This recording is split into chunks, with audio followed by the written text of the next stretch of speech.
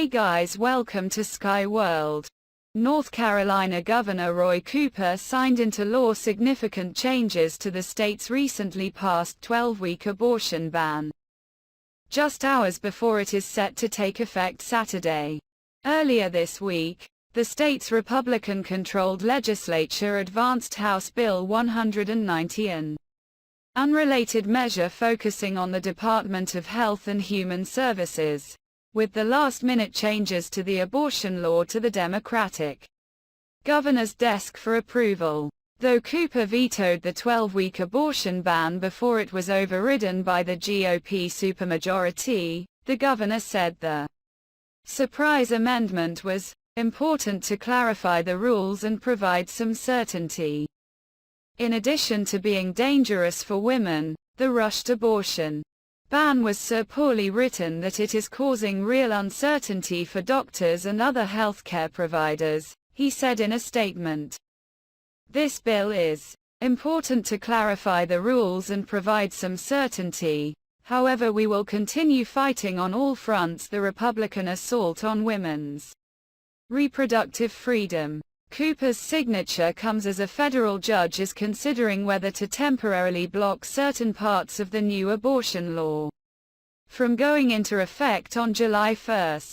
District Court Judge Catherine Eagles has said she will issue her ruling on the temporary restraining order by noon on Friday. The bill addresses the majority of the measures being considered by the judge, such as removing conflicting language that set a separate 10-week cutoff for medication abortion, likely making most, but not all, of the lawsuit seeking the temporary restraining order moot.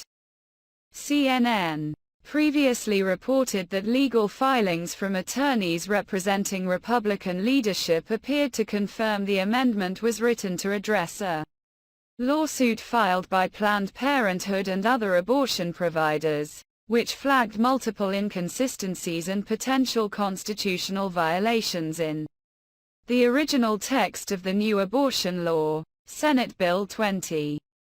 Our legal challenge forced General Assembly leadership to clean up their mess of a bill and clarify the sloppy provisions in their ban, said Jenny Black, President and CEO of Planned Parenthood South Atlantic, in a statement.